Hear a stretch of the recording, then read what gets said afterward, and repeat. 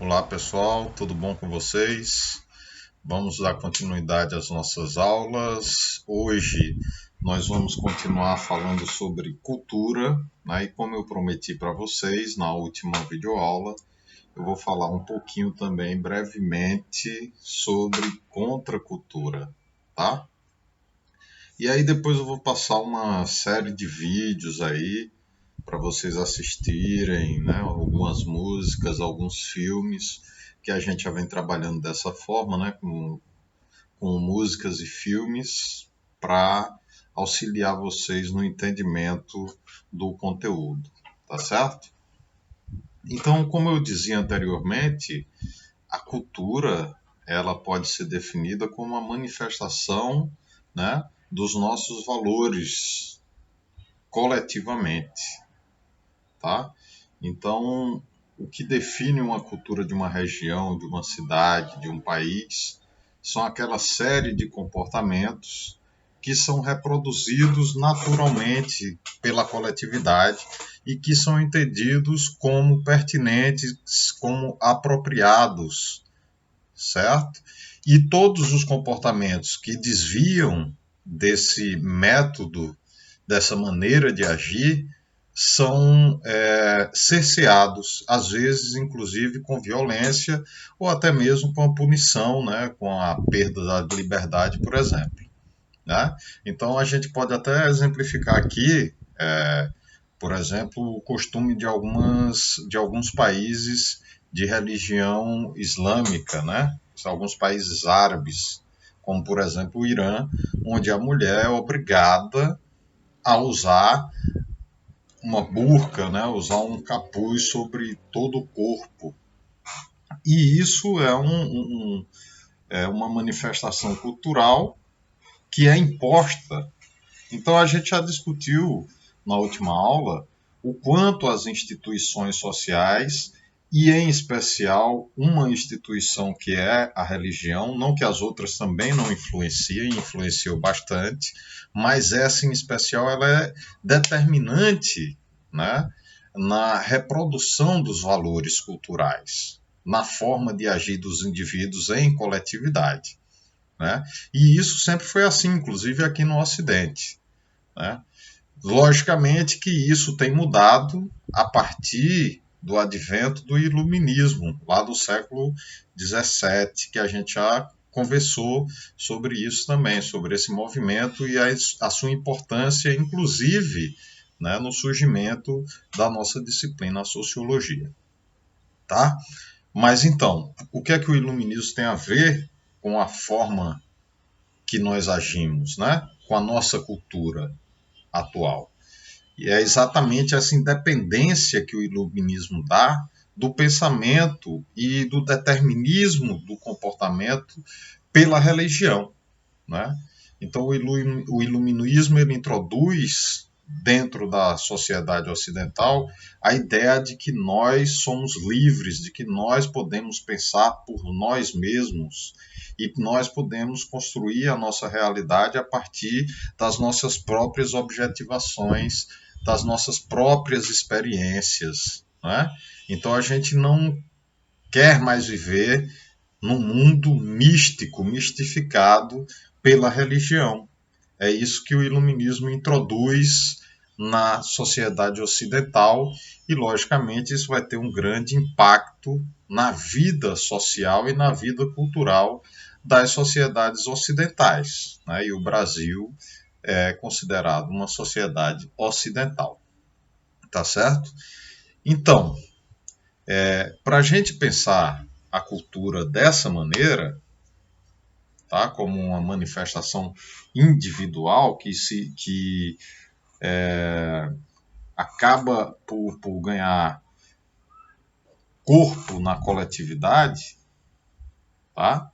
Porque a gente traz também a ideia de individualismo, embora, como eu já falei, o Durkheim ele é muito bom e quando ele fala que os nossos comportamentos, que nós acreditamos serem particulares, na realidade nada mais são do que manifestações inconscientes, né, do, do próprio da própria moral que a sociedade nos impõe através dessas instituições sociais, né? Em especial a igreja, a escola e a família, certo? Então, a gente pode pensar, por exemplo, como manifestação da nossa cultura e a manifestação dominante, né? Porque quando a gente fala em cultura, nesse sentido que nós estamos falando aqui hoje, nesse vídeo, nós temos que pensar em cultura dominante, né?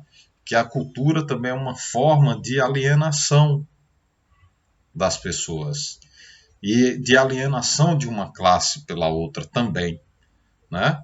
Então, a cultura ela nos é imposta. Se a gente for parar para pensar, para analisar, né, sobre o que nós vestimos, o que nós comemos, o que nós bebemos, os filmes que nós assistimos, né? Tudo que a gente faz na nossa vida social tem uma influência, não é? Existe um marketing, existe uma indústria por detrás que nos vende os comportamentos que nos dizem serem adequados, né? Como você deve se vestir adequadamente, as regras de etiqueta, né? Inclusive essa questão de cultura erudita, de classe, como pertencer a uma classe mais refinada, né? Você tem que ter um linguajar peculiar, específico, tem que se comportar de determinada maneira, tem que ter uma postura corporal determinada.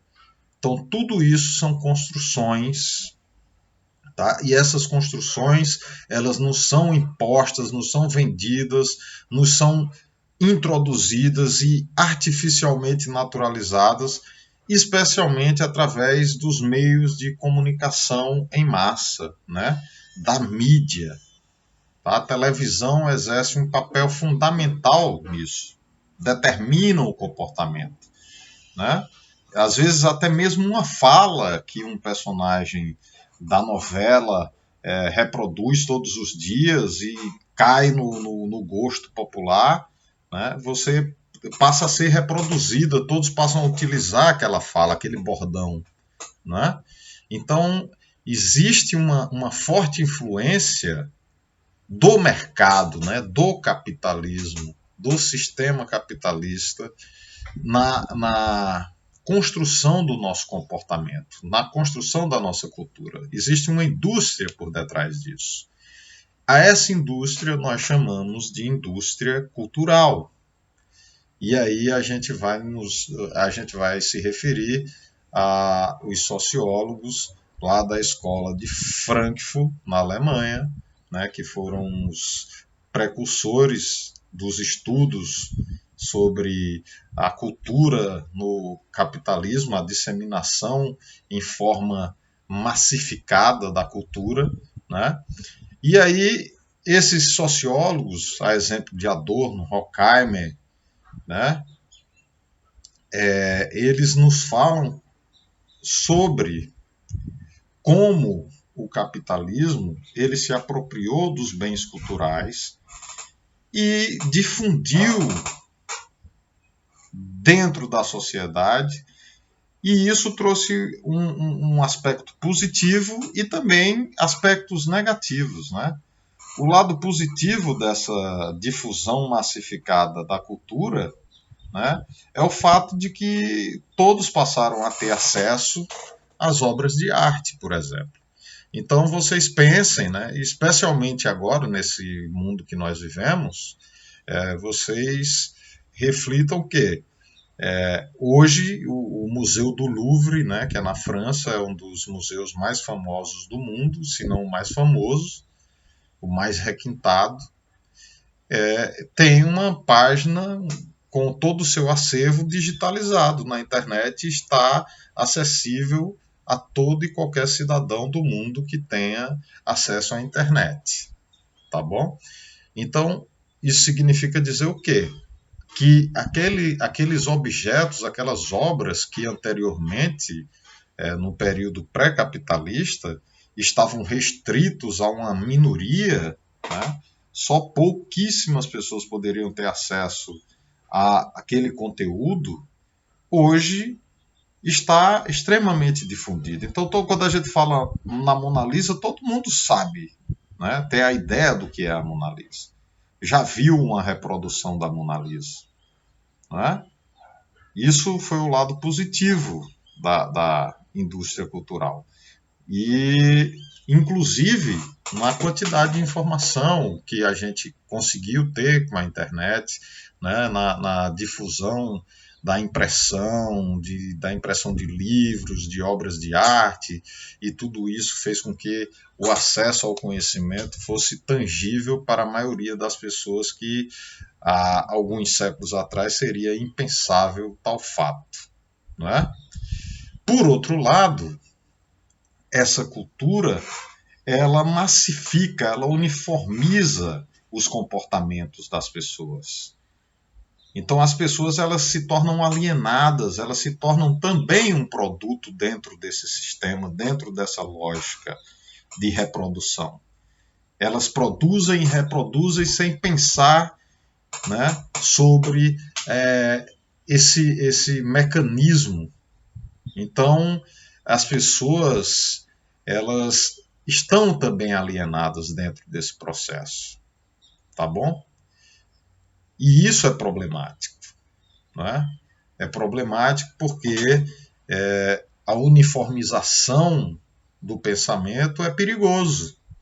É perigoso porque você passa a não questionar mais as coisas, a acreditar que tudo que te dizem é natural, é normal, e muitas coisas que não são naturais nem normais, né, nem são positivas, acabam sendo entendidas como parte natural do nosso cotidiano, do nosso dia a dia, da nossa cultura, né, uma vez que nós estamos falando sobre cultura. Então a gente pode falar, inclusive, né, em cultura de uma época. Então a gente pode fazer um recorte temporal, né, pegar um lapso de tempo, uma década, né, um século, metade de um século, e dizer que aquelas pessoas, naquele determinado momento, elas tinham uma certa cultura, né, que elas agiam de uma determinada maneira.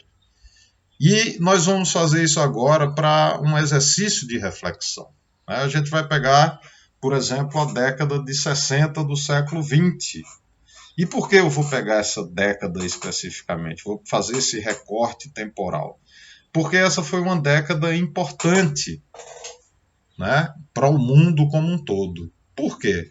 Porque existia tanto um movimento de afirmação de uma cultura dominante, né, de uma cultura que defendia o belicismo, o domínio, o imperialismo, a guerra, a violência contra as minorias, as mulheres, os negros, os gays, os deficientes, né? Essa cultura machista, misógina, homofóbica, que se dizia ser a tradição e os bons costumes, e ao mesmo tempo, nessa mesma época, surgia uma classe de pessoas, um conjunto de pessoas que questionavam todos esses valores dominantes, toda essa cultura. E aí existe um choque, né, entre duas formas de pensar o mundo. Entre uma cultura que está posta e que representa o status quo, que representa a dominação imposta pelos instrumentos do Estado, né, pelas instituições do Estado, e um movimento que vem da base do povo, dos jovens, dos estudantes, das mulheres, dos negros, dos gays, dos trabalhadores, das minorias em geral, e que se opõe a toda essa forma de construção do mundo, né? Que diz, olha, nós não queremos mais um mundo com violência, nós não queremos mais um mundo com guerra, nós queremos um mundo com paz, com amor, né? Vocês já viram o jargão, até virou brincadeira, paz e amor, né? Então, é uma outra forma, uma outra cultura que se pretende impor, que se pretende colocar no mundo e que passe a reger a sociedade e que a sociedade passe a ter esses valores como sendo parâmetros determinantes para o comportamento. né? E isso teve uma série de problemas, né? Tivemos muitos atritos, muita violência, muitas prisões, né? Muita gente morreu, muita gente foi torturada. Nessa mesma época aqui no Brasil existia uma ditadura militar, né? E aí vocês até vão acompanhar no livro de vocês aí, vocês vão ver que alguns artistas se opuseram a esse sistema e vocês vão perceber que isso que nós estamos conversando aqui, né, de que a cultura, a gente pensa que ela nasce e se desenvolve dentro da própria comunidade, não é bem verdadeiro, porque a cultura ela também passa por um processo de imposição, né, de imposição política. Então a cultura também passa pelo crivo da ideologia, né?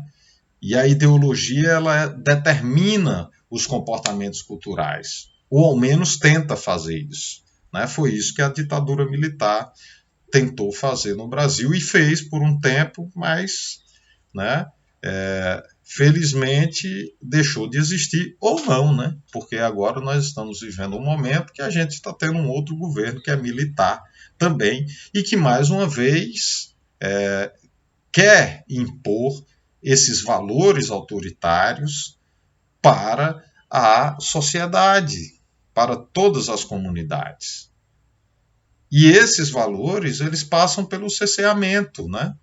Até porque a manifestação artística, a manifestação cultural, ela, por ser espontânea, se ela não está concatenada, se ela não está alinhada com o pensamento político de um grupo dominante nesse período que a gente está recortando, ela vai passar a ser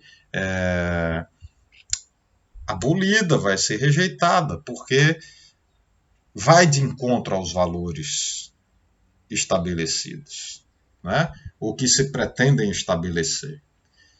Então, daí a importância da contracultura, né? Que é isso que eu dizia que ia falar para vocês, que a gente está falando agora de uma forma resumida, mas que dá para vocês entenderem o que é a contracultura.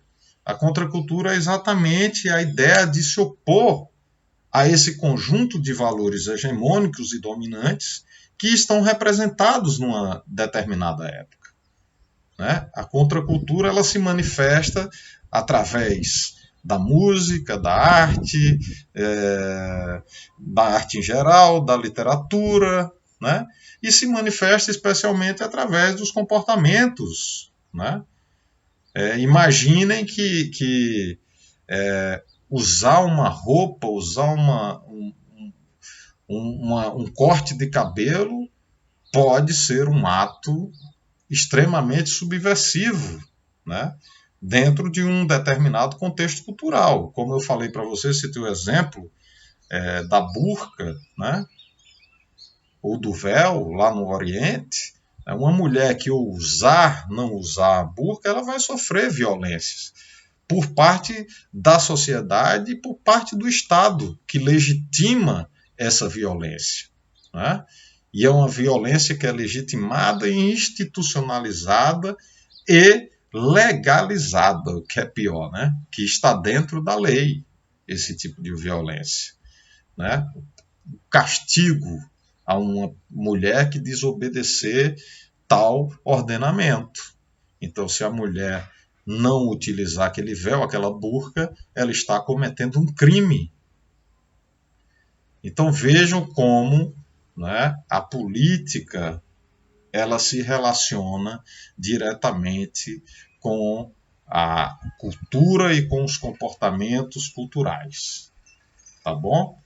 Então vão fazendo esse exercício aí, vão refletindo, vão vendo os vídeos que eu estou colocando para vocês, com algumas músicas de alguns momentos históricos importantes, né? Vocês vão ver alguns festivais de música aí, a exemplo de Woodstock, né? Que é o maior ícone assim da contracultura, e aí vocês vão poder ver como aqueles jovens daquela época se opuseram a todo um sistema cultural hegemônico e dominante simplesmente através da arte, né? E da própria existência, de fazer do seu corpo uma manifestação, uma oposição a todo um sistema político e ideológico, tá? Reflitam sobre isso. Até a próxima aula. Tchau.